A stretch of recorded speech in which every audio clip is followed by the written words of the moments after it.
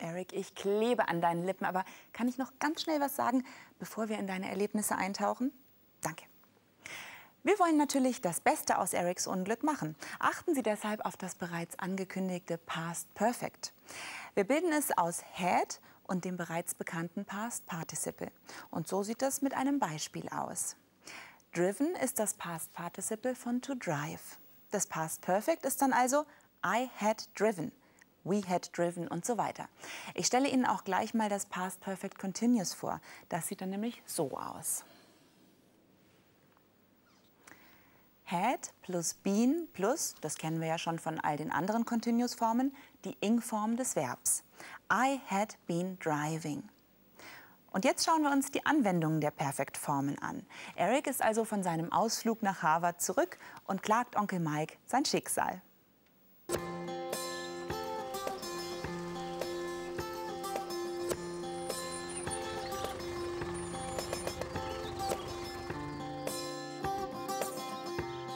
Hey, Uncle Mike. Hi, finally, huh? Certainly took you a while. Man, I'll tell you what. It took a lot longer than I thought.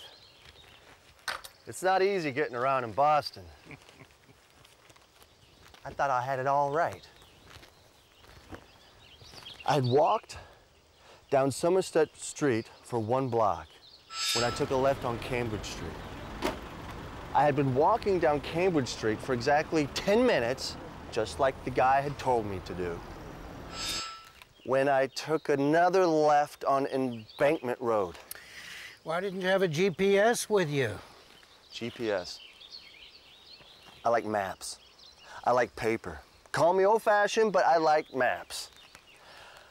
I really thought I was following the directions correctly when all of a sudden I saw the same building 3 times. I had been walking around in circles for 2 hours. And then I quickly thought to myself, Eric, you're going the wrong way.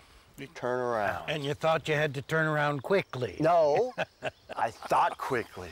You just had a bad day. No, I always know where to go, but not in Boston. They say that European roads are confusing. No. Boston roads are confusing. Is that for me? Sure. Cheers.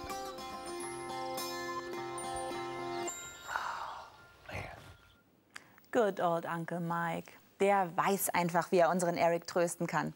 Aber das war doch mal wieder typisch, oder? Alle Leute haben Eric falsche Anweisungen gegeben. Und es hat nichts, aber auch gar nichts mit Erics schlechtem Orientierungssinn zu tun. Aber egal. Wir schauen uns, ohne jede Wertung selbstverständlich, die Grammatikteile an. I had walked down Somerset Street for 1 block when I took a left on Cambridge Street. So, da haben wir also nun das Past Perfect Simple, auf Deutsch die einfache Form der Vorvergangenheit. Der Name sagt es schon, die Vorvergangenheit verwenden wir, um klarzumachen, dass eine Handlung vor einer anderen in der Vergangenheit stattgefunden hat. Oft wird das Past Perfect Simple zusammen mit der einfachen Vergangenheit, dem Past Simple, verwendet. Eric macht das auch. I had walked und took. So sagt Eric also, dass er zuerst die eine Straße runtergelaufen ist, bevor er nach links in die andere eingebogen ist. Das macht also die Reihenfolge der Ereignisse klar. Vorvergangenheit, Vergangenheit, Präsens. Auf einem Zeitstrahl sieht das dann so aus. Zuerst kommt das Past Perfect, dann das Past Simple und dann das Present Simple. Den Zeitunterschied zwischen den Handlungen signalisieren dabei oft Wörter wie diese, die ich hier auf der nächsten Grafik für Sie habe. After, already, before, so as, when. Noch ausführlicher finden Sie die Grammatik wie immer im Internet und im Begleitbuch. Übrigens wird statt I had meistens die Kurzform I'd, you'd und so weiter verwendet. Ich würde ja jetzt dazu neigen, das Past Perfect Continuous auch noch schnell zu machen, aber ich glaube, Eric hat da andere Pläne, oder? You are absolutely right, Carolyn. And I want to go to New York. Dun, dun, dun, dun, dun, dun, dun. If I could make it there, I could make it anywhere. Oh, well, that's why I'm here and not on Broadway. So before I kill all of your ears, let's go into the English world. Today we will visit the East Coast of the United States.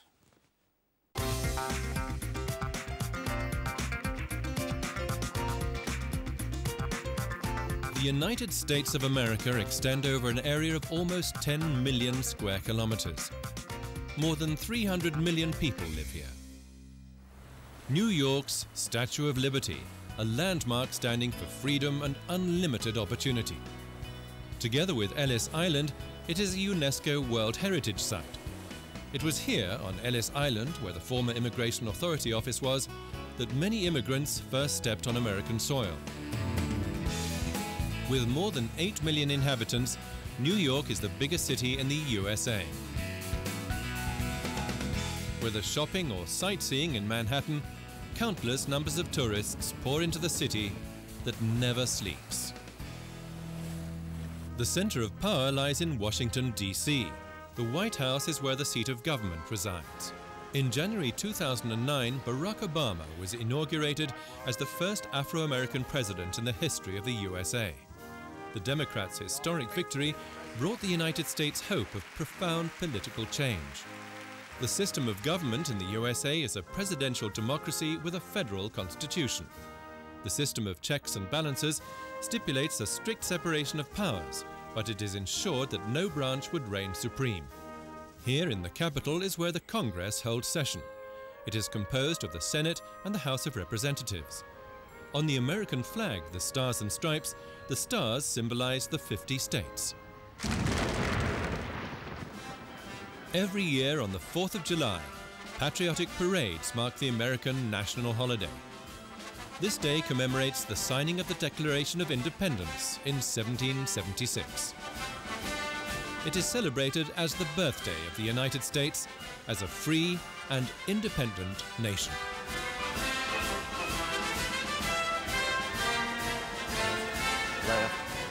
Oh, we Americans just love parades. Independence Day is not the only day where we have one. Homecoming, Settlers Day, Thanksgiving Day, to only name a few. We basically have parades on any given holiday. And for some reason, there are almost always cheerleading squads and bagpipe players marching in them. Eric? Willst du noch ein bisschen was über Paraden und Dudelsackspieler erzählen oder soll ich mal mit der Grammatik weitermachen? Was soll das denn jetzt heißen? Also, es geht jetzt weiter mit dem Past Perfect Continuous. Ich darf Ihnen noch einmal kurz ins Gedächtnis rufen, wie diese Verlaufsform der Vorvergangenheit aussieht. Nämlich had plus been plus ing-Form. Zum Beispiel had been driving. Wir haben ja schon andere Verlaufsformen kennengelernt. Sie haben alle gemeinsam, dass durch sie der Verlauf einer Handlung betont wird. Das kann in Vergangenheit, Zukunft oder Gegenwart sein. Und genauso ist das natürlich auch bei unserer heutigen Verlaufsform, dem Past Perfect Continuous. Sie betont den Verlauf einer Handlung, die vor der Vergangenheit stattfand. Das klingt jetzt so ein bisschen nach Space Talk und Time Travel. Tatsächlich wird das Present Perfect Continuous aber auch nicht allzu oft verwendet. Deshalb verweise ich Sie an dieser Stelle auf das Buch, entlasse Sie aus der heutigen Grammatiklektion und hoffe, dass Eric etwas Lockerflockiges auf dem Programm hat. Caroline, mit dir ist sogar die schwerste Grammatiklektion lockerflockig.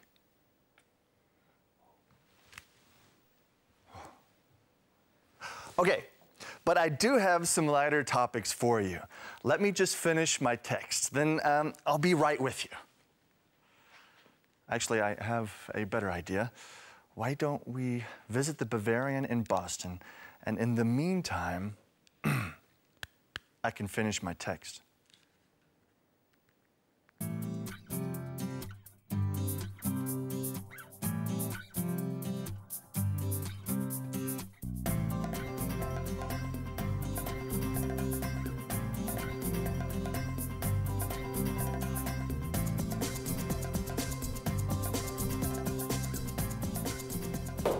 Thank you, man.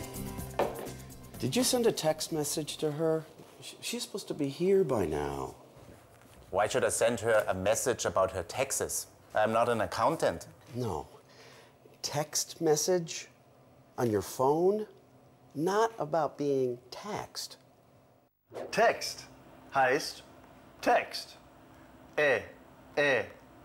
Text. Taxed heißt besteuert. Taxed.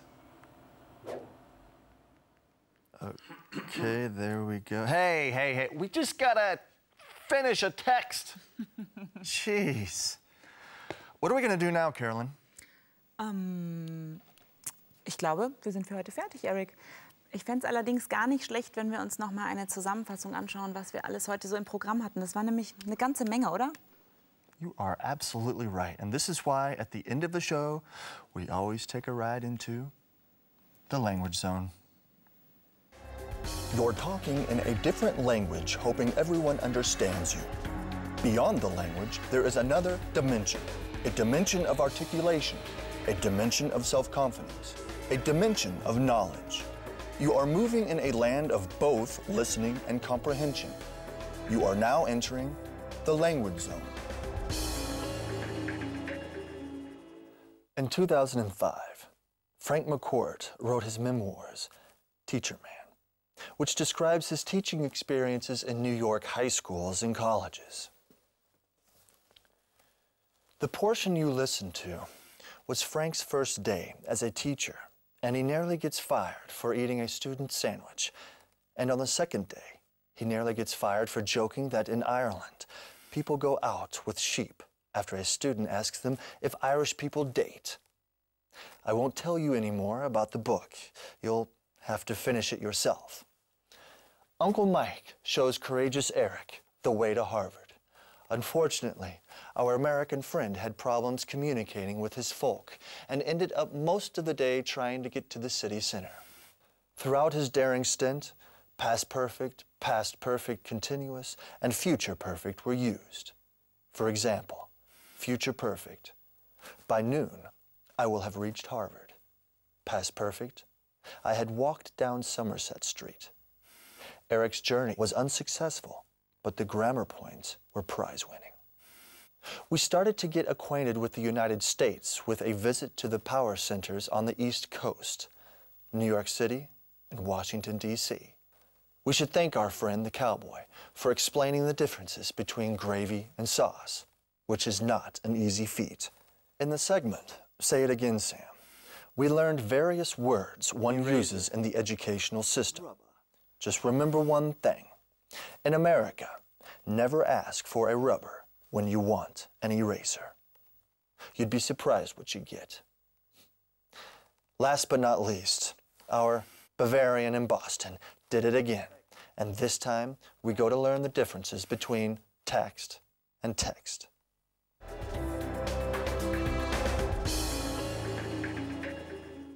Ja, da gibt es eigentlich nichts mehr hinzuzufügen, oder? No, he pretty much said it all, and it was perfect. And with this, we bid you farewell and hope to see you again.